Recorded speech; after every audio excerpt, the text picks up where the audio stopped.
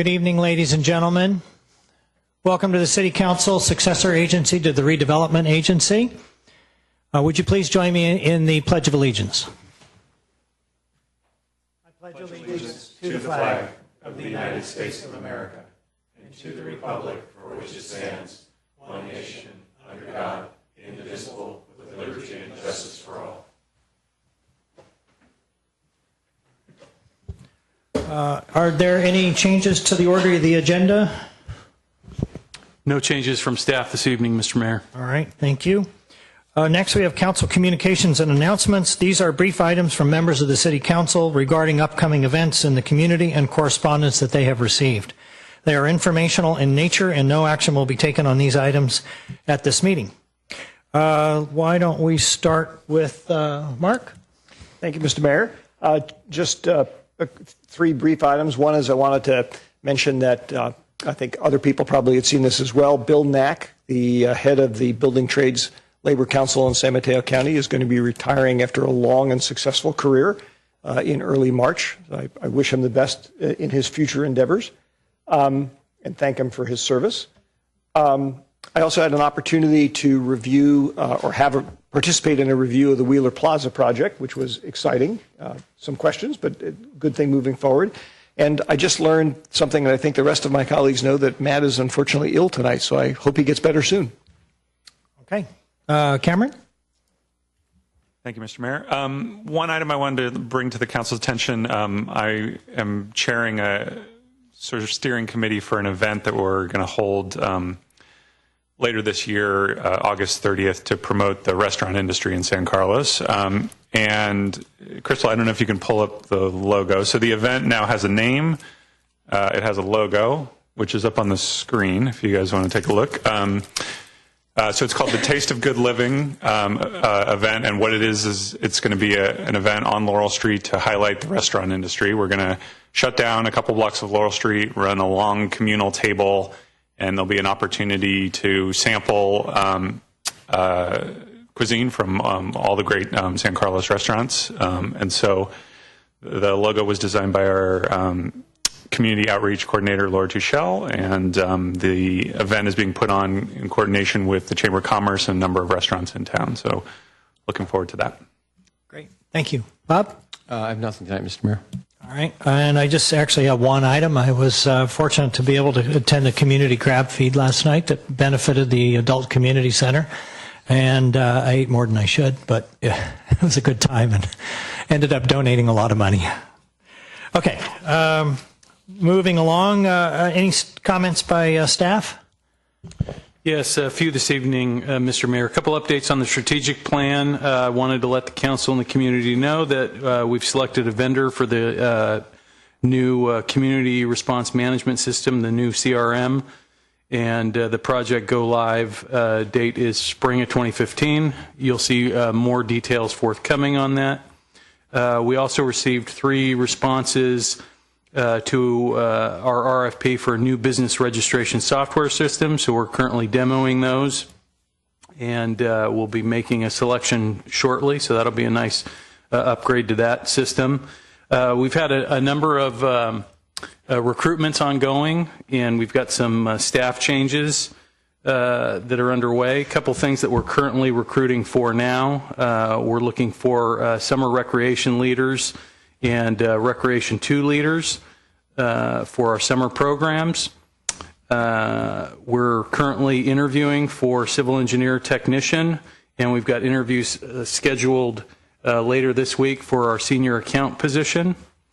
We've got 3 new staff folks joining the city. First, and I believe she's here tonight if you want to wave your hand, Grace. Grace Lee, our new city engineer. So welcome, Grace. Grace comes to us from the city of Redwood City, where she was a senior engineer. We've also got a new face in the city clerk community development department, just started today. Terry Payton comes to us from the city of Burlingame. And on March 2nd, we're going to have a new economic development coordinator, Nellie Sealander, coming to us from BART. Great. All right. Thank you. Okay, we are in the public comment section now. Persons wishing to address the city council on matters that are not on the agenda may do so at this time.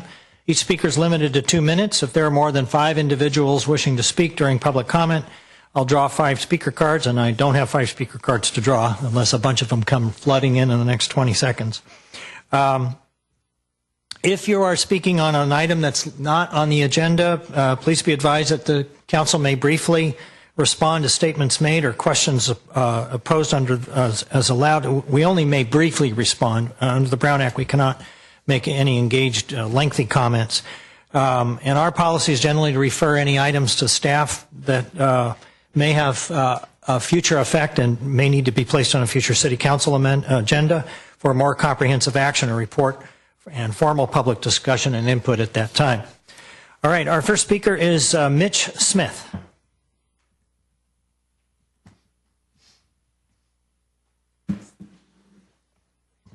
I would just like to open up with a inspiration to parents. Raise a child in the way he should go, and when he grows old, he will not depart from it.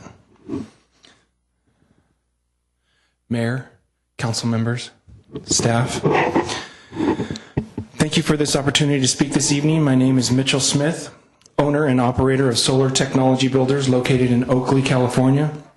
As a proud registered solar contractor with the HERO program, I respectfully urge the council to conduct the necessary research to adopt this program in San Carlos. HERO stands for Home Energy Renovation Opportunity, part of the PACE program, Property Assess Clean Energy. In communities where HERO is adopted, homeowners are able to receive financing for water and energy conservation improvements and repay the debt by making their payment through a line item on their tax bill. This amazing benefit of HERO provides property tax financing to homeowners with no FICO score requirements at low tax deductible rates for energy efficient products and installations. This investment stays with the property when the homeowner sells.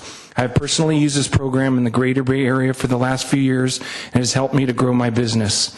I have many customers in San Carlos who would like to use this program to upgrade their homes and make them more energy efficient. 100% of customers that have used this program have expressed to me, had the HERO program not been in their community, they would not have been able to make the move to solar. The HERO program is a terrific opportunity and a perfect fit for any community. It can generate revenue for the city, create jobs, put money back into the pockets of the residents, and usher in the future of energy efficiency while enhancing property values. The HERO program is a win-win for everyone involved. I like to think of myself as an energy efficient leader and consultant in the community. Recently, I was invited to a press release with former Mayor Chuck Reed of San Jose, where the HERO program is enjoying success. While at this press release, my interview received both state and national coverage. I would be honored to mention, San Carlos as one of the communities that has adopted the HERO program. I'm available for any questions you may have. Thank you for your interest in the HERO program for a city as forward-thinking as San Carlos. Thank you, Mitch. And then I just have a little bit of brochure. Okay, I can give. just give them to the city clerk there. Thank you. Our next speaker is Dimitri Vandelos, and Gina Vandelos has given her time to Dimitri, so you get 4 minutes. Awesome, I'll take 6. I ask that you pull item J from the consent calendar. I don't think we need to spend an extra $10,000 on a parking permit program. I think you need to hear from the residents of the community. Now I want to talk about why I'm really here. It's Loreola Park neighborhood.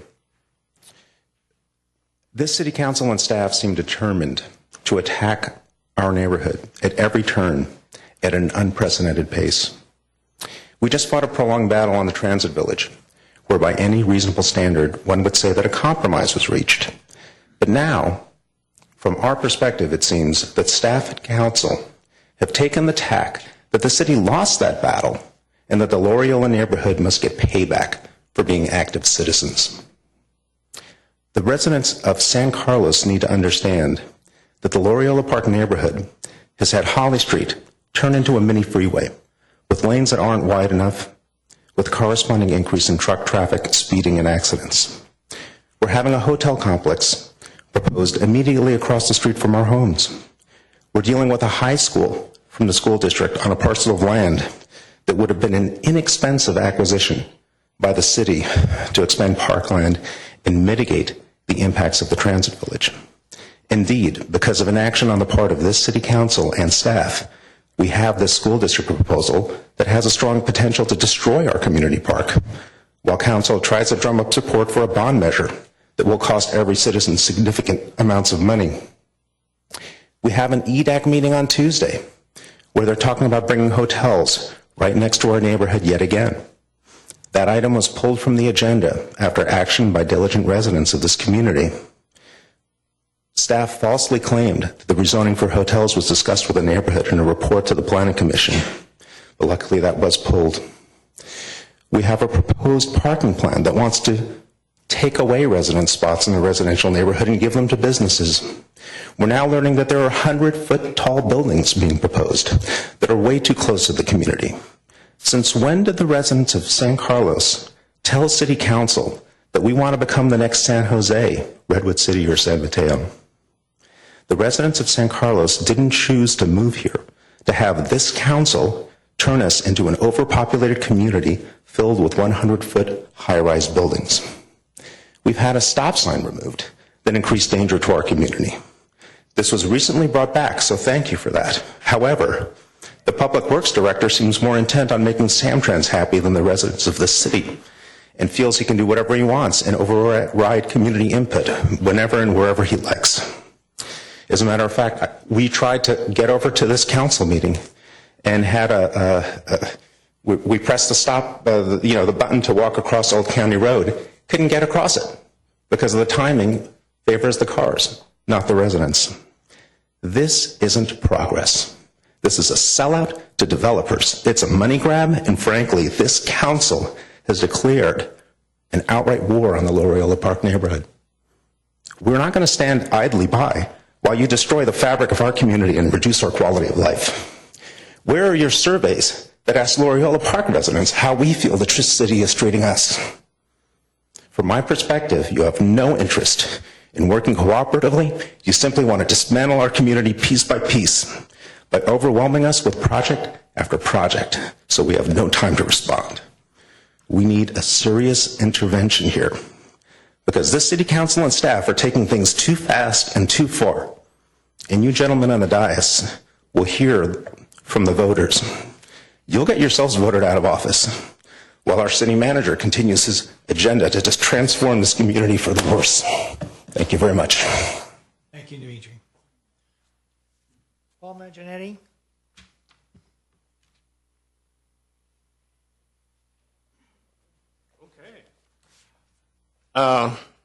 Members of council, staff, thank you for the opportunity to speak. I'm here to discuss the issue of hazardous waste that has been lying underground for decades. Last May, some of the East Side neighborhood, not all of it, only ones within a very small radius of it, were notified of a toxic tar sludge that was coming up through the floor of a building in a nearby business. That tar and sludge had a pH of 1.7. It had PCBs, it had lead, it had chromium. So they went in there with their hazmat suits and they scooped out as much as they could and did their testing. It's still there. It's 16 feet down. But since the building is pre-existing, the DTSC decided, well, it's only going to cost $10,000 to just leave it there. It's going to cost the owner almost $1 million to take it out. So that's what happens when you build over a toxic site. I have here an email from Samtrans, and they say they can reduce the total excavation by 75%, saving up to $3 million by not removing that pollution. Just like with this other one, it's going to be there forever. and that material does not stay there. That is a watershed. It's the Pulgus watershed. It ends up coming out of the Pulgus pump station into the bay, of which you have been sued, I know, in the past for dumping toxic waste into the bay. So I'm on the hook for all of that. We all are. And I really think that staff needs to pay very careful attention to how the San Carlos Transit Village is mitigated, that it's mitigated completely and not half-ass, because we all live downhill from that. Can you wrap it up? Yeah. Let me just wrap up with one last quote. It is always the unfortunate who are the first to be deserted by the goodwill of men. Thank you. Patty Marsters.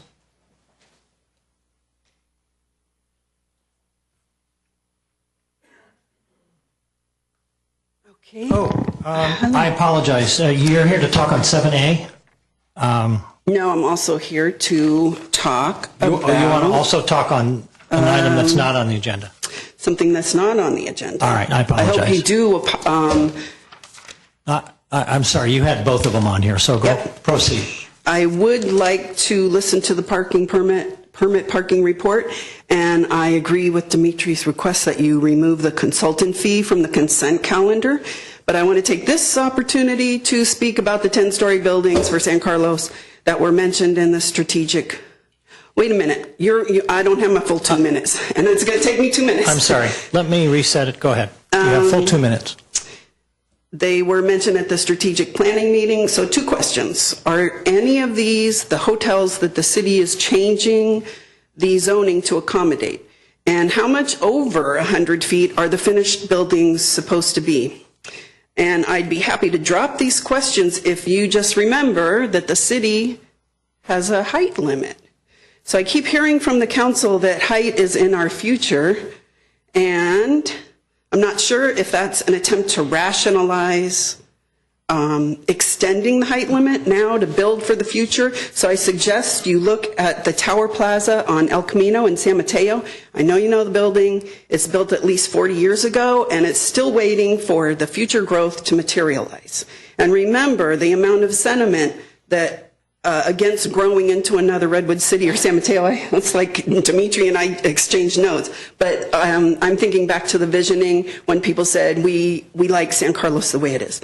So then I was thinking maybe the city council member that said this a couple times already, maybe he means height is in our future because we have very few buildings that reach the current limit, but still we have enough examples already used in city documents and at city meetings.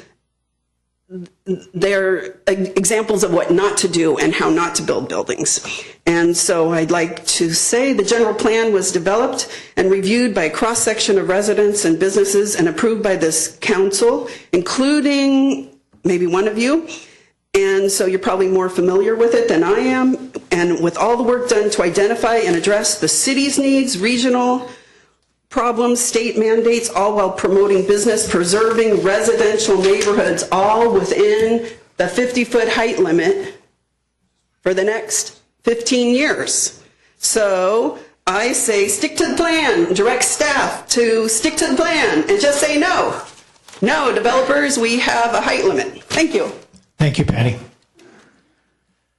Okay, is there anyone else who'd like to speak on any item not on tonight's agenda? Okay.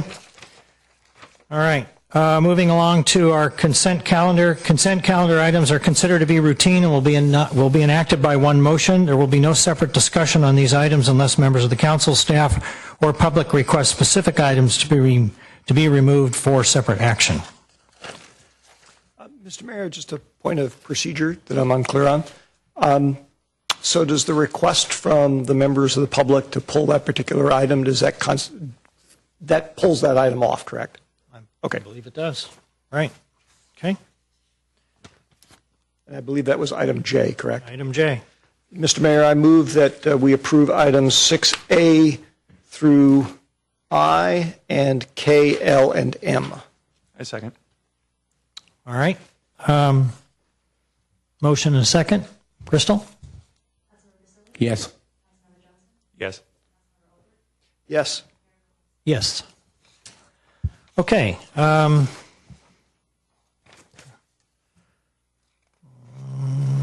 Item 7, we are now at reports to council. These are just updates on key city project by city department heads and staff and city council subcommittees. They're informational in nature and no action will be taken on these items at this meeting. Okay. Mr. Maltby, is that you or?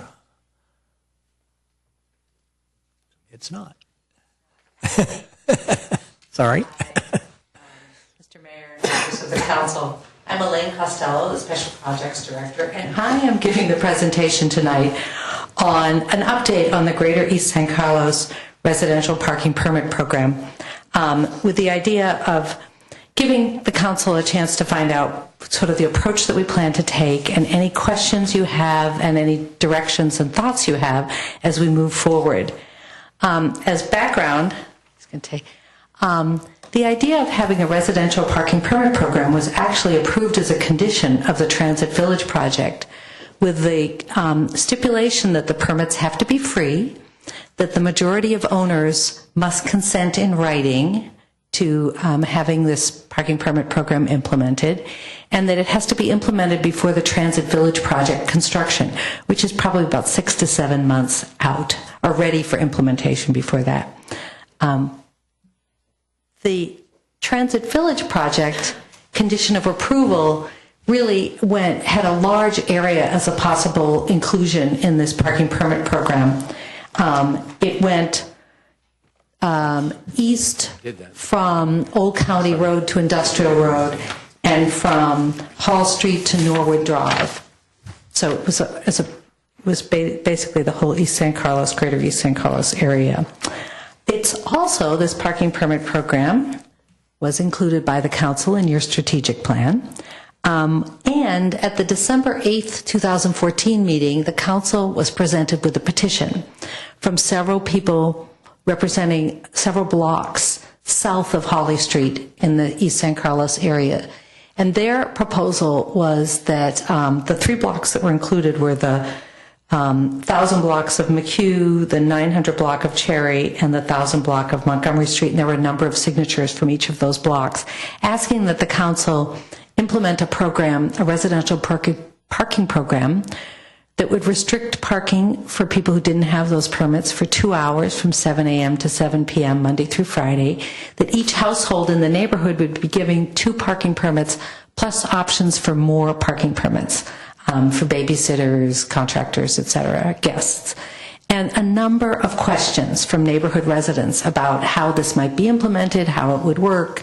And so since that time, staff from Community Development, Public Works, the Sheriff's Department, and the City Manager's Office have been sitting down with that petition, with the permit condition, and looking at some of the experiences of other communities and looking at the issues that we need to address as we work with the community to look at this residential parking permit program, and also some options that are available. We realized that none of us have the kind of transportation engineering planning experience to answer some of the technical questions that have come up from the neighborhood. So we did propose that we add money to the contract that TJKM Transportation Engineers currently has, an additional $10,000 to help us with those technical questions, because we want to be in a good position to discuss the options and have real answers for the neighborhood. In terms of program costs, the additional costs with this kind of program are additional enforcement from the Sheriff's Department, signs, permit decals, staff administration. There is revenue. There's $10,000 that was included as a permit condition for legacy partners to help offset the cost of this program. And then there will be revenue from fines for parking permit violations. So I guess I got to remember to keep moving this along. And then the last is we have scheduled a meeting on March 19th at the Loyola building with the entire greater East San Carlos community. And we will be doing, so our next steps are to do outreach and develop and present options for the discussion at that meeting. And our goal is to get back to the council to be able to recommend a program in June of 2015. And that's sort of an update and sort of an overview of what we plan to be doing. And I'm open to any questions or comments. All right. Thank you, Elaine. Mark?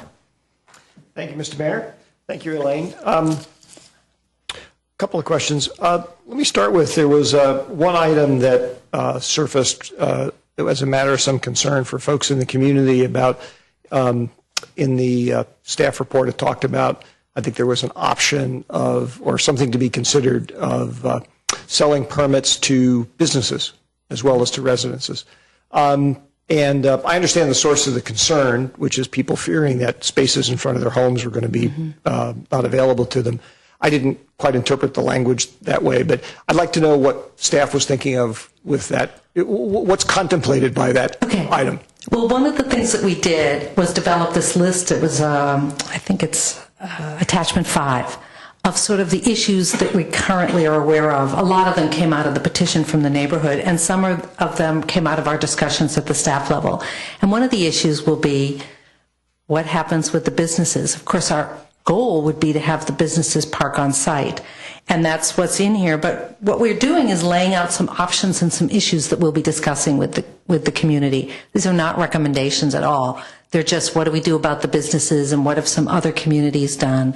And so one of the options would be that some communities do allow businesses to have a certain number of permits, maybe 1 or 2, at a higher cost. Remember, the cost to residents of this program would be free, so a higher cost would be some cost. But it's not a recommendation, it's just an issue, an option.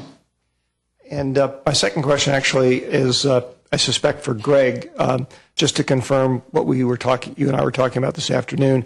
We do have the, I realize I'm ahead of any particular proposal, but we do have the statutory authority if we wanted to say, no, the only property owners in this in an area covered by this permit program who are entitled to the 2 free permits or whatever the number ends up being are residential property owners. In other words, we can distinguish between residential and commercial or retail, residential and non-residential. That's correct. You would be able to consider that type of a regulation and differential. Thank you. All right. Any other questions? Bob? Sorry. Just to clarify, so are you saying that we can have a parking policy for the residential, but eliminate, in other words, anyone who owns commercial would be out of the program? Is that what you're saying? That's right. You have a lot of discretion to craft the any kind of a program to meet the community needs. Okay. That might be one option to identify differences between commercial parking needs and the residents' interests, and develop a program that.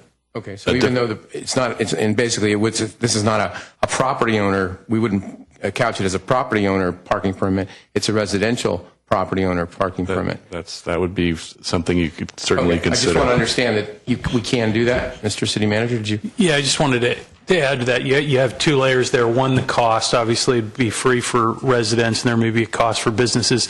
And then, the other thing that I think we'll explore with the community at these meetings is whether or not it makes sense to have different zones. So you may have, if there's a commercial business on that block, maybe there's a different sticker for that block, something like that. I just wanted to make sure that I understood completely the question by Mr. Olbert. Thank you.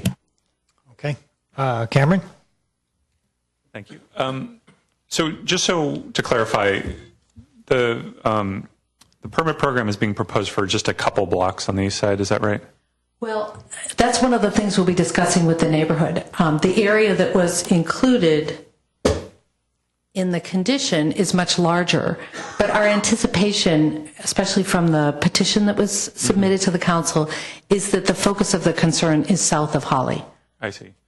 And so if folks north of Holly wanted to enter into the program, they would have to go through the similar petition program that they've processed? You know, we have to figure out, that's one of the questions I've been talking to the city attorney about already, and we'll also be working with, one of the things we'd like the consultant to be able to help us with is how do we get that vote? Because that is one of the conditions, is that it be, you know, a positive, affirmative interest in participating. And at the meeting on March 19th, we'll be talking about, is there interest north of Holly Street as well as south of Holly Street? And just so I understand some of the background, since I was not on the council when the Transit Village was approved,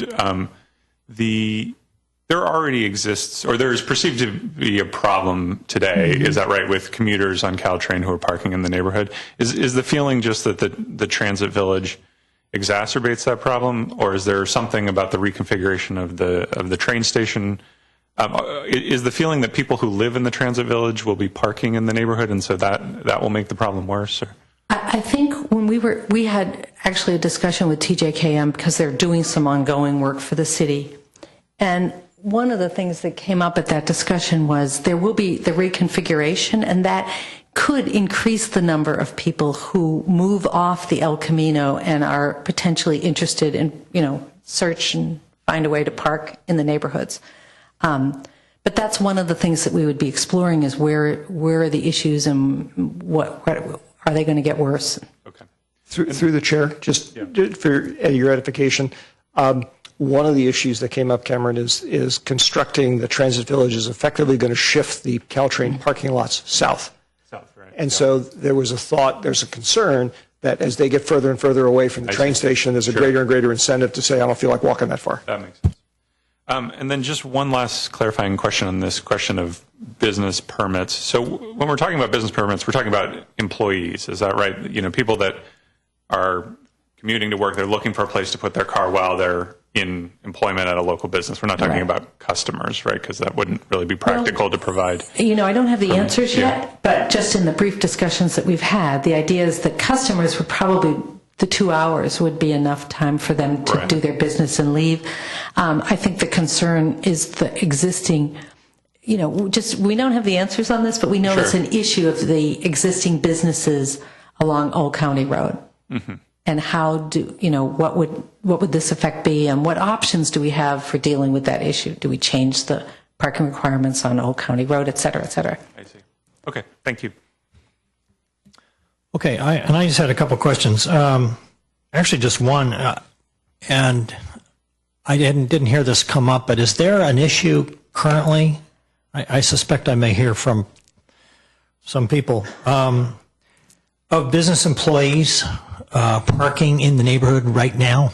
I mean, you know, we don't have. I'm seeing nodding heads, so I assume that's to be true. Documentation of that, but it certainly appears that way to us. Okay. I mean, you know, and that our TJKM, who did the previous parking study for the downtown, which was part of this neighborhood, their feeling was, that's part of the issue. Just from the type of cars and time frame, that appears to be already going on. Okay. So I get the impression that even though we have a residential parking permit program in progress, there's going to be free permits, it sounds like you're still looking for input, and this is very much an unsettled program. Yes. And you're looking, in the meeting on March 19th, is find out what neighbors are feeling, find out what they do and don't want, and then move on from there. Exactly. Part of this update to you is just to say these are the kinds of issues that we're looking at. Do these make sense to you? Are there things you would add? Are there things you would, you know, comment on? These are very helpful. But yes, the whole goal is to be able to go on the 19th and bring, you know, some more information to answer some of the questions, and also to bring some options and some issues and work very closely with the community on this. We want this to be something that works well for them. Okay, great. Thank you. Any other questions of Elaine? Okay, thank you, Elaine. Thank you. This is a public hearing, and we do have 2 speaker cards. And the first would be Patty Marsters.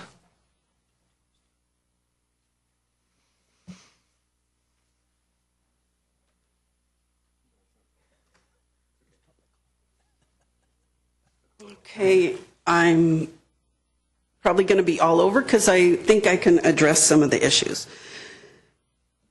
McHugh especially has had problems for a really, really long time. I think if this was a priority, we've talked about this for 20 years. 20 years, okay? If this was a priority, I think things would be moving a little quicker. Have you seen the flex signs for the bus on Industrial? They're buckets of sand, okay? And you guys are putting together a folder about how much time it's going to take for Public Works and to put up the signs, buy the signs. Have you seen those signs? Temporary parking permit decals. Temporary parking permits can be pieces of paper. If you want to do it, you'll do it.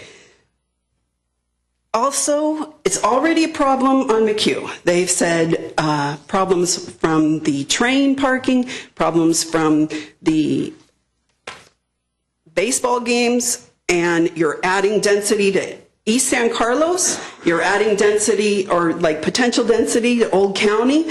So that's what's going on. I live on Cherry where residents accommodate the businesses for the most part, and I think that can continue. I don't want to penalize my neighbor businesses. Only recently has there really been a problem that I've heard with all-day employee parking on Cherry Street, and that's toward Industrial. And I think that developed after the 2-hour limit signs went on Industrial. At the request of businesses, I heard. So my question is, residents weren't, I'm getting kind of excited. The residents weren't consulted. So this is one of the paradoxes of dealing with the city. Did you guys hear a report about 2-hour parking limits on Industrial? Did you find out who was going to pay to put those signs up? How much time it would take Public Works employees to get there and get home? And did you find out how much it would, if they need another sheriff to go and patrol? And right now, Hall Street residents are feeling the impact of employee parking on their street, and they don't want now permit parking. They don't want any more intrusion of the city into their lives. Patty, can you wrap it up, please? Also, I'm trying to be patient because, sorry, I have to breathe. Trying to be patient because it's a process, but then you guys go and put $10,000 like it's a routine thing. That's not right. So I have more issues that came up because Hall Street is like, we don't want this. It is leaving your home in front of your house or leaving your car in front of your house for more than 3 days. Is that abandoning it? Are the police going to come and check my wife's car because she stays at home with the kids and she doesn't move it? These are more things. So I don't understand why business is part of the outreach, and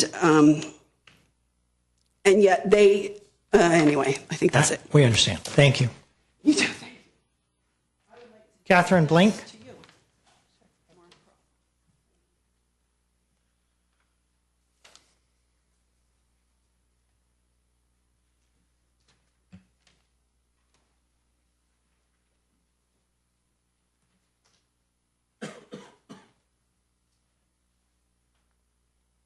Thank you for your time.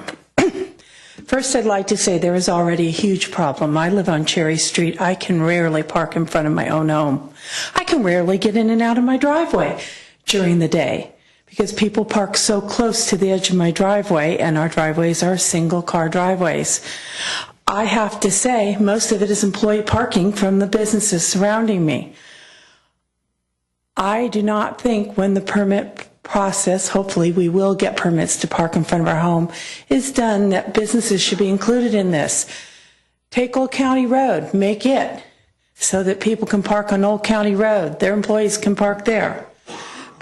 Or their employees can park in front of my home and they can move their cars every 2 hours. I work in downtown Redwood City. I move my car every 2 hours. That's just the way it is.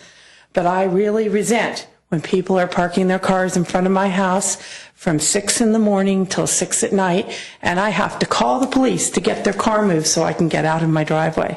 So my main point is businesses should not be sold permits to park in front of our residential homes. We pay our property taxes for our homes. I keep my sidewalk in repair. I don't appreciate the employees sitting out there throwing their cigarette butts in front of my house that I have to sweep up. So it's a little off the prop. And the other thing I'd like to say is we were promised this years and years ago, and it is a huge issue on the 1000 block of Cherry Street. Thank you. Thank you, Catherine. Ben Fuller? Ben, you didn't put down this item, but I assume this is this item you want to speak on. Yeah. It's all right. Good to see everybody. Thanks a lot for looking at this issue. One thing that is a little bit confusing to us is how this idea of businesses got on there. I had heard a bunch of technicalities about it's not selling a deeded parking spot in front of their house, but what's the real difference if they're all going to be parking in front of people's homes? I live on the other side, but this is like one of these examples of like a completely non-negotiable issue for us. There's just no other option than to not have businesses park in front of our homes. Otherwise, we're in a total stalemate. And really that's because of the promises that were made and the expectations that were given as part of the transit village. Dimitri and others, I mean, they went through a lot of details about how the Caltrain people were essentially putting this problem onto us by creating this externality of a need for parking because they were overcharging for their parking, which no one wanted to pay for, so they'd park in our neighborhood instead. And we had tried to address this in many other ways, but one of the things that, as much as I love all you guys, we were not successful at was getting Caltrain to take on their fair share of ownership of the parking problem. They still insist on charging these exorbitant fees that no one's going to pay. So people are still going to park in the neighborhood. So ultimately, I don't know how you guys are going to solve this. I know it's difficult. I don't really know how that thing about businesses got slipped in, but everyone caught it, thank God. And, you know, I mean, I know you guys want to do the right thing here. I really appreciate that. And I'm assuming this is going to be more of a formality. And I'm hoping it's going to be a formality and that we'll just get this resolved like we thought we would. So thanks a lot for your help. Thank you, Dimitri. Oh, Ben, I apologize. Dimitri, I apologize to you too. And Dimitri, you're up next. I was just thinking ahead.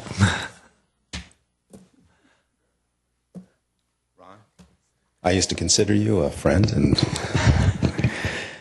I'm not sure about that now. The deal here is, to me, this shows the kind of momentum that occurs in this city with the current makeup of council and staff. This was supposed to be a residential permit parking plan to mitigate impacts of the transit village, and now it's turning into potentially giving businesses parking and taking even more spaces away. So you heard what I said earlier. That stands. I would like to meet with each of you one-on-one to discuss what I see are the terrible impacts that are affecting our community. And the point here, and I think what Patty Marsters was doing when she was getting folks to sign the petition, was just, let's get something started. You don't have to be perfect.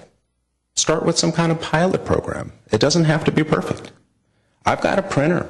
I'll print up some parking permit things for you guys. You know, I won't charge you $10,000. You know, I mean, let's get real here. Start with something, and let's see what happens. Let's make the adjustments, and let's do something that actually works for the community. I am tired of the pro-business, anti-resident sentiment that I see permeating the city. Thank you very much. Thank you, Dimitri. Okay, would anyone else like to speak? Okay, thank you.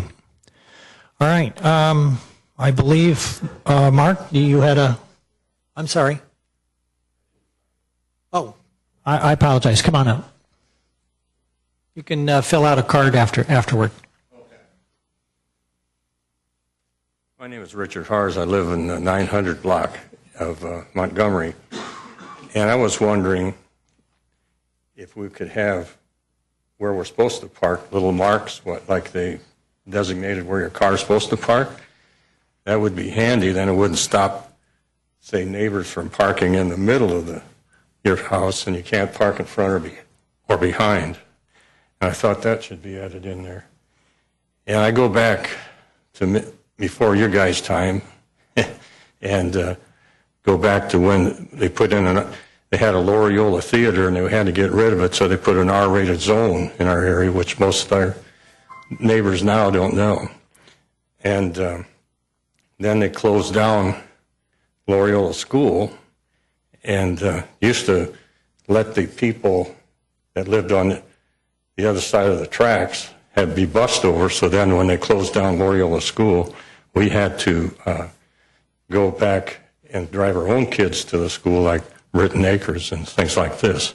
So he's right, we've been messed over quite a bit going back in history, but we get tired of it after a while. But thank you for your time.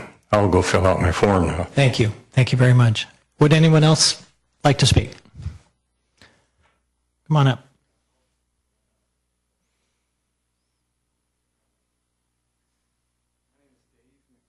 I live on McHugh Avenue, and from my observation regarding parking, it seems to be that commuters don't park in the designated parking that, for Caltrain. I see commuters all the time in front of my house. They're walking to Caltrain, and the reason is because I guess it's too expensive. So if there was a parking permit program, they wouldn't be able to park there. They'd be parking in the in the right spot.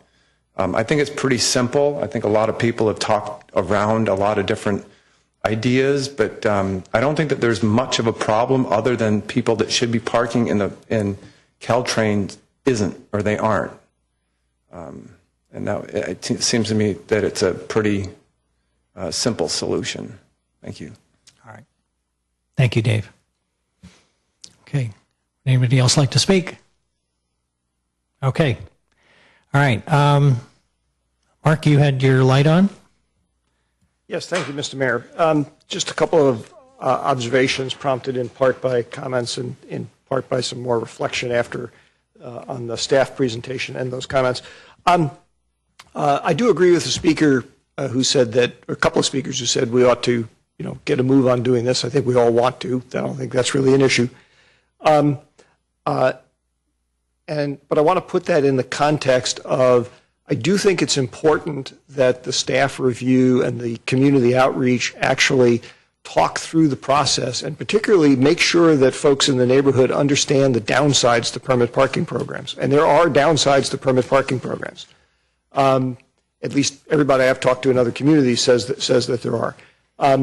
I suspect personally that the upsides will outweigh the downsides, but what I would like to avoid is the sort of buyer's remorse situation where people feel like, oh, well, gee, you didn't warn me about A, B, and C. I like D, E, and F, but A, B, and C are really bad. So I would like to make sure staff does that. And that actually relates to, I think, the notion of let's do this expeditiously, let's do this quickly, but let's also, I don't want to launch something and then find out that there's a whole bunch of glitches in it that make people angry. I'm reminded a little bit of our experience with the Eastside Connect project, which I think actually has ended up being a nice project. It had some problems. It certainly cost a lot more of city funds than we had anticipated spending on it. Worth spending.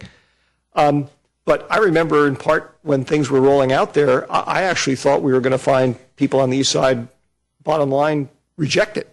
I certainly got an awful lot of negative comments in emails from folks there. And yet that was something that was embraced earlier. So it just emphasizes the importance of making sure people understand what they're getting into. Okay. Thank you, Mark. This is an informational item, so there's no real action to take on it, right? Okay. One quick comment. Sure. Thank you. I'm sorry. As we move forward with this, exploring this program, the primary goal of the process is to work with the community to understand what the community needs and desires are.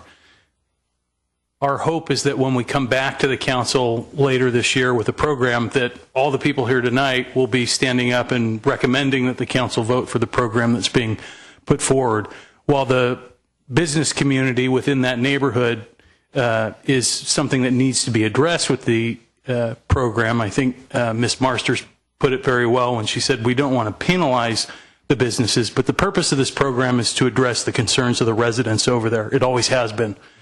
So that'll be our focus. So I want to thank everybody for coming out tonight, and I want to encourage you all to attend, the March 19th meeting and bring your neighbors along, because the more people we have there, the more of the issues we'll be able to tackle in one bite, and the quicker that this will get back in front of the council. And if we need to have more meetings, we certainly will have as many meetings as it takes to work this out. This is from the city's perspective, other than putting up signs and figuring out an enforcement regime. It's really the folks that live over there and own property over there that are going to have to live with this 24/7. So we want to make sure the program that comes forward meets their needs. The city's needs here, in terms of an operational issue, really come second. We need to figure those out and provide the information to council, but we need a program that's going to work for everybody. And I know that was the original sentiment and intent of the council when they put these offered to put these measures forward as part of mitigations to the Transit Village project. So we'll seek to honor that intent. All right. Thank you. Mark? Thank you, Mr. Mayor. Mr. Malpe, I forgot to mention earlier that since if we do this correctly, the net result is going to be an increased utilization of the Caltrain parking lot. Maybe you ought to talk to Caltrain and see if we can't get a piece of the action they're going to get from the additional sale of the parking spaces. Bob? Excuse me, Mr. Mayor. If I could speak to Mr. Malpe's comments, I would recommend, and again, I know everything costs money, but I really think this is so important that realizing that we've identified a March 19th meeting, and I'm sure it'll be in the website, and I'm sure it'll be in the paper, and I'm sure it'll be up here, and I'm sure it'll be everywhere.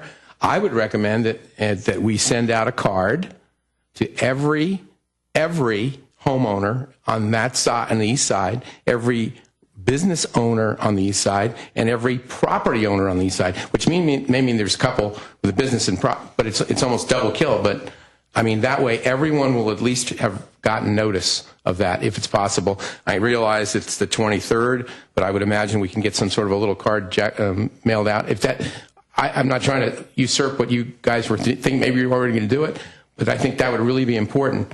And at least we can say no one didn't get a notice of this meeting. So I mean, that's what I would suggest that we could do. So. All right. Good idea. Okay. At this time, does anybody have any objections of moving the consent calendar item 6J since it relates to this? And we may as well talk about it now. All right. Let's do it. All right. So 6J, adopt a resolution authorizing an increase of up to $10,000 to the current contract with TJKM Transportation Consultants for technical assistance with the implementation of an East San Carlos residential parking permit program. I second. All right. Discussion? I guess not. Jeff, was there any comment you wanted to make? You look like you were moving to say something. Well, since it was pulled by a member of the public, I thought we might just want to extend them the opportunity to see if they wanted to come up and speak on this. That sounds fine. Anybody want to come up and talk? I think Patty wanted to.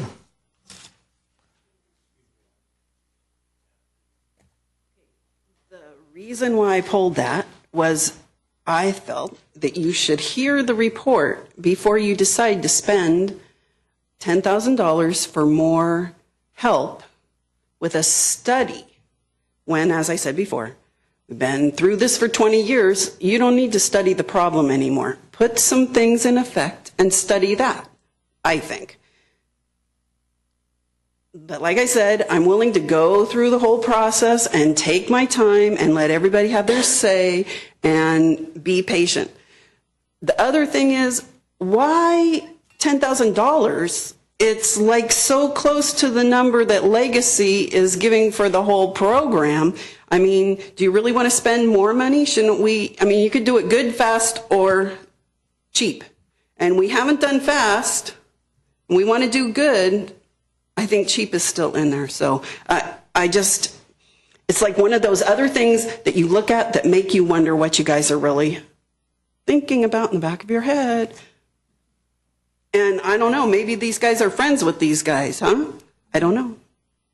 So that's why I said you should talk about the report first. All right. Thank you. Okay. Anybody else like to speak on this item? All right. So if I may respond. Sure. The idea here with the consulting dollars is to augment the contract we already have with TJKM to do this additional work. This isn't planned to be a study. It's actually planned to be help with designing and implementing the project to move it forward in a timely way. So we're not looking to do another study. These folks will be with us at the meetings, able to provide technical traffic assistance data and thoughts, ideas to move this process forward. And I can't speak for the entire staff, but I don't know anybody that works at TJKM. Okay. So this is not more study, this is facilitation. And implementation, correct. Exactly. Okay. All right. I think we had a motion and a second. Any other discussion? Crystal? Councilmember Grisilli? Yes. Councilmember Johnson? Yes. Councilmember Obert? Yes. Mayor Collins? Yes. Okay, on to now item 8A, consideration of introduction of ordinance adding Chapter 5.45, regulating delivery of unsolicited or unsubscribed paper, plastic, or composite materials on private property in the city of San Carlos. I think that's Mr. Rubens. This will be my presentation, Mr. Mayor and members of the council. This item came out of the strategic plan last summer to try to come up with a way that we could regulate and prohibit the depositing of the types of materials identified in the title of the ordinance from being deposited on residential properties without permission. The problem that was identified were numerous at the study session that we had, but the main point is that the unsolicited and unsubscribed depositing of these materials without permission leads to accumulations of litter, unsightliness, security issues. When the materials blow in the wind or are crushed or driven over by automobiles, they can end up in the city's storm drainage facilities. They could end up polluting San Francisco Bay and the Don Edwards Wildlife Refuge. We have another refuge that's not as commonly known, but up above Crestview, there's a wildlife refuge where blowing litter could be a problem from these types of materials. To be clear, it's not directed only at newspapers, but it's directed at handbills and any type of literature that people would deposit without permission. Now, one of the features of the ordinance is a registry that would enable residents to place their property address on the city's website, and with a binder that would be available 24 hours a day, 7 days a week with the latest data, so that anyone wishing to deliver such materials would only be delivering it to those that did not opt out. In other words, they would be delivered to those who say, yes, it's okay to deliver these materials to my property. We believe that provision is important from a perspective of constitutionality, because we need to provide those who are delivering materials an opportunity to deliver those to those who desire to have them. The ordinance, as designed, makes the depositing of these unwanted materials to someone who has either let the city clerk know, notified the provider of these materials or posted a sign on their property saying, "Do not deliver to my property," the violations for that is designed in this ordinance as an infraction. As you can see in the staff report, that would enable when someone violates this rule to receive what amounts to equivalent to a parking ticket or a minor violation. But the fines can still be steep, and they're per violation. So the first violation is a $100 fine, the second's $200, and the third is $500, and that's per violation. So you might imagine if someone is delivering many of these items on the same day or during the course of a week or month to the same address that has notified either, again, through the city's website or with their sign, those fines can add up to quite a bit. The difference between an infraction and a misdemeanor is a misdemeanor could, with a conviction, lead to a larger fine of up to $1,000 and the potential for 6 months in the county jail. What I'm trying to, my recommendation is, at least this time, to see how the ordinance goes with an infraction as the penalty, rather than create potential burdensome enforcement mechanism where I am, as the city attorney, charging misdemeanor violations for this type of behavior.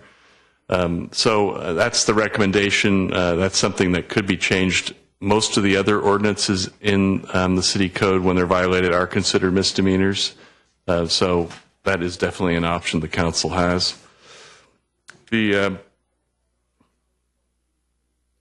I did prepare late in the day in the interest of providing the council with some options, some alternative language in the code section for exemptions. Originally, the ordinance that was presented and posted originally had some exemptions that were related basically to government process, notices by the city or government agencies, delivery of legally required public notices, subscription papers and literature that's requested. So an example of that is if somebody says, "Hey, go ahead and deliver that and put it on my porch," that wouldn't be a violation because it would be advanced consent. But we added an option for the council to allow for literature delivered by nonprofit organizations, registered campaign committee, a federal, state, or local candidate, or state or local initiative or referendum, in the interest of providing the public with information. The addition of that item does not discriminate amongst different viewpoints. It's simply another exemption from the requirements to post to the do not consent registry. So someone who was distributing those types of materials would not have to review that registry before they delivered those types of materials or left them on someone's property. We don't think that because that exemption isn't the same as routine or planned delivery of materials, that it does not contribute significantly to the problems I identified earlier with litter and clutter and security issues. So that's the end of my staff report. I'm available to answer any questions. Cameron. Thank you, Greg. I think this is a question more for Jeff. If this ordinance were to pass, how long do you think it would take to get a do not deliver list up and running? And what would be the main mechanism for letting the public know, and how might they submit information? I think it would probably take a couple months, but primarily because you'd want to give people a couple months to really have the outreach that the list is available. And we would use our typical sources to do that, the website, the Notify, the community newsletter. And we would probably continue to market it pretty extensively, I would say, the first year to try to get the maximum amount of reach, and then periodically market it again. What we've done in the past with similar type new programs is prepare postcards that can be handed out at the farmers market and other community events to just raise awareness. And we found that once you reach a critical mass within the community, it kind of markets itself. Because there's likely a few significant repeat offenders, there will likely get the message fairly soon during the program. And then there's going to be the fly-by-nights that have no idea and they breeze in and out of town. And that'll be sort of the ongoing struggle, I think, those folks from outside the community. And then just a question for Greg. Greg, I appreciate all the work you put into this. I know you spent a lot of time doing a lot of due diligence and research to make sure that, we have an ordinance that is fair and legal. And I just wanted to ask you, I know, is there a specific city on which this ordinance is modeled after, or is it an amalgamation of other cities? And I'd say this is an amalgamation of other cities that have similar ordinances. I looked at several. I see. And, there's always this question of constitutionality and have those other cities, are you fairly certain based on the other cities that you've looked at that or can you speak to the concerns about constitutionality based on the experience of the other cities from which you modeled the ordinance? We were not able to locate any litigation over the ordinances that I looked at, so that was one of my concerns. The second is we have experience with similar issues in San Carlos over the years. About 20 years ago, there was a big controversy over news racks and the city's attempts to regulate the haphazard placement of news racks in town. And so what you see now on Laurel Street is the result of that we were able to regulate time, place, and manner of news racks, but we couldn't discriminate against providers, for example. We also had a great deal of my recent experience involves our sign ordinance that has some of the same issues about free speech and expression.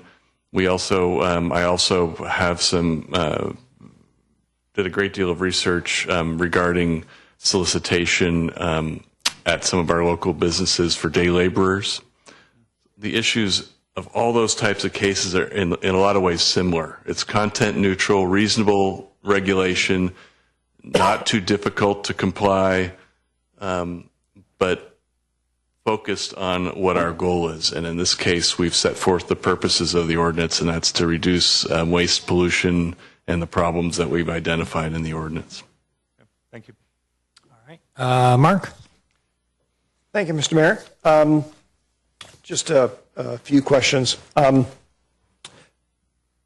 understanding, Jeff, is that in order for somebody to run afoul of this ordinance, we would basically have to have either a law enforcement official or a code enforcement official observe the act of depositing handbills, prohibited handbills or regulated handbills on the address of somebody who is on the do not deposit list. And so what I'm curious about is what do you think it would take in the way of enforcement dollars once we have the list up and running? And I suspect there's an address up in Arroyo that probably will be the first person on your list. What do you think it'll take in the way of enforcement resources to actually get the message out there? Because without the enforcement resources, the message is not necessarily going to go anywhere. Well, that's a good question, and I think the best answer I can give is only time will tell.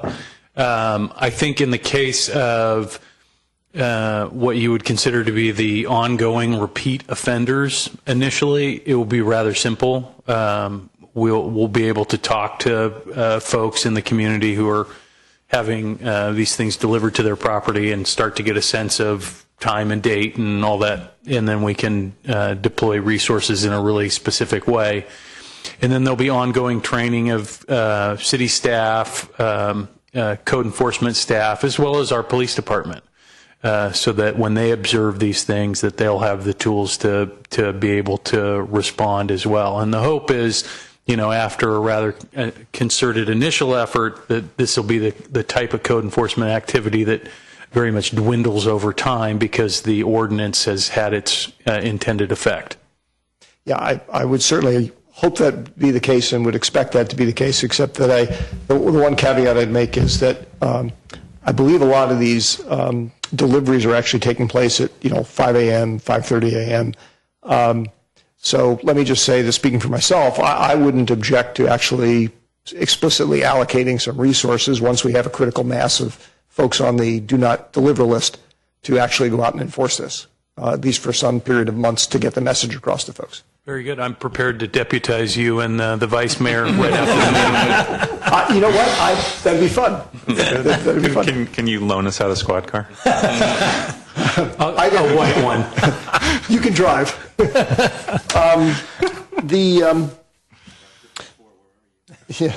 Nowhere to be found. Greg, as you and I talked about this afternoon, probably other than the issue to be addressed by your amendment that you provided us, my biggest concern with the language as proposed is that it doesn't really target what I think of as the party of economic interest, which in the case, I'll just use a newspaper as an example, it's the publisher, not the party that actually is delivering. Most of the value in the transaction is at the publisher's end. And I know that if we make it difficult and expensive for the delivery to take place, there won't be a source of people to do delivery for the publishers to turn to. But is there anything that we can do to more directly go after the publishers? Well, it's not going to be as to go after the publisher as, in my opinion, as simple as issuing citations or those types of fining mechanisms, if you will. And that's because the publisher is probably not in San Carlos. We'd probably, to actually serve a citation, we'd have to go there. There might be business relationships that might make it hard to do that we're not aware of right now. But the ordinance does have the ability, gives us the ability, coupled with basic general law, to file a nuisance claim against someone who is intentionally just ignoring the requirements and perhaps, this is hypothetically, instructing people to deposit this stuff on property anyway, despite the ordinance, for example, or they're creating, they're concentrating in one neighborhood and creating the types of problems that the only remedy is to go to court and ask a judge to issue an injunction to stop them from delivering based upon some ascertainable standard. We have identified this as being litter in the ordinance, for example. So having described it as litter in our local ordinance and being able to draw on state law that defines litter, I think we would have some mechanism to go after a publisher that refuses to comply with our rule. But it's not going to be the same, and that's a different process. It's a civil lawsuit that would have to be brought. I see, but the nuisance angle, which is that different process in a civil lawsuit, it sort of grows out of this ordinance and provides another avenue in that hopefully doesn't occur situation where somebody is deliberately thumbing their nose at it. But the person that is actually depositing the material on the property is the person that is also the last person in line, and that's dovetails into my recommendation to call this and to limit this to an infraction. Okay, thank you. All right, Bob? Do we know, Mr. City Attorney, do we know of any other cities in the Bay Area that have an ordinance like this?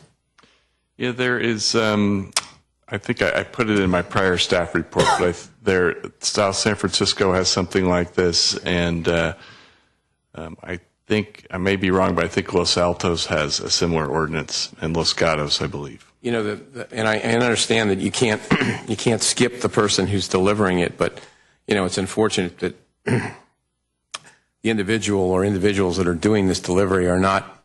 Can I put this? Titans of industry. I mean, they're just working people. and so it's unfortunate in my mind, but I understand that those have to be touched. I wish there was a way to sort of skip over, but I understand there's a lot of legalities that have to go through it. That's basically it. Like I said, I think it's just a matter of trying to get everybody understanding in our town that if we get enough people signed up for this thing, it's going to cause some people to pay attention, and that's what we have to do. We have to have people pay attention. And then whatever the courts do, but I think that's the key, and see what we can go with. All right, thanks, Bob. I just have one question, Greg. Any success stories? I don't know how successful the other cities that have these ordinances in place. I have not heard of anybody not being successful with such an ordinance when they have this, but I could report on that next time because this is just introduction. So if you'd like to know the answer to that, I could look into that a little bit more. It might be kind of nice to know who has seen a significant reduction in this type of activity and how well it's working. I mean, maybe there's ordinances that are having no effect at all, but it would be nice to know who's getting some real results out of it. Okay, well, I don't... Right. Mr. Mayor? Yes. I'd like to, and Greg, perhaps you can help me out here because I want to include your amendment. So I'd like to move introduction, or I move to introduce ordinance number 1483. 1483? Yes. 1483, yes. 1483, thank you. An ordinance of the City Council of the City of San Carlos adding Chapter 5.45, regulating delivery of unsolicited or unsubscribed paper, plastic, or composite materials on private property in the City of San Carlos, including the amendment provided by the City Attorney for modifying Section 5.45.080. I second. All right. Moving to second. Any other discussion? I'll just say that I strongly support this, obviously, and the genesis of this, although it's been discussed for a long time, in recent months we've just heard a lot of complaints from residents. I've met with some personally. We all had the experience of being at a charity dinner where one of the residents said this was the one issue that he was concerned about, and I think Congress at the federal level has done a lot to regulate the ability for people to kind of opt out of marketing material. So I think everyone's aware that there's a do not call list for telemarketing. There's also anti-spam legislation for email spam. So everybody who's sending email has to have an unsubscribe list, but there's no real way to opt out of having material left on your porch or on your lawn or in your driveway. And as Greg mentioned, it's wasteful. It's a nuisance. It's all just essentially goes into the recycle bin and is paid for at public expense to dispose of it. And unlike the post office where you can have your mail held when you go on vacation, this stuff just piles up. And so anybody who's walking by knows you're out of town, which creates a security problem for your home. So I'm really glad we're doing this. I think it's going to, just generally, I think people want to feel that in their home they can be free from marketing material if they choose to, and I think it's going to go a long way. So I really want to thank Greg for all your hard work on this. All right, Mark. Thank you, Mr. Mayor. I agree with virtually everything that the Vice Mayor said. I just say that because there probably is something in there that I didn't agree with. All right, I'll say I agreed with everything. But I'd also like to point out that I'm very glad that Greg was able to provide that language in the amendment, because this actually, in my mind, strikes a even better balance of maintaining freedom from unwanted marketing materials and still preserving the right of political association in all of its various forms. And in fact, manages to track pretty closely what the federal government did on the do not call list, which has a very parallel exemption for exactly the same reasons. So I too thank you for all your work, particularly the work you did on the fly this afternoon. All right, and I'll add my thanks. It's amazing. We talked about this for so long, and we wrote tippy-toeing around it, and the language just looks so simple. One, I would like to point out, there's one error that it just needs to be in the ordinance. There's where it says,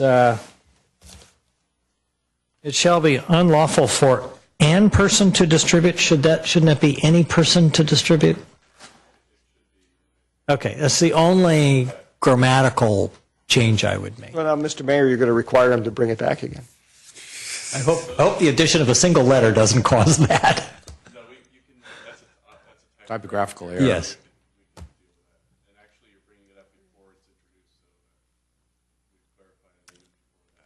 Great. All right. Are we ready to vote? Okay, Crystal? Councilmember Grisilli? Yes. Councilmember Johnson? Yes. Councilmember Obert? Yes. Mayor Collins? Yes. And with that, I think we're adjourned.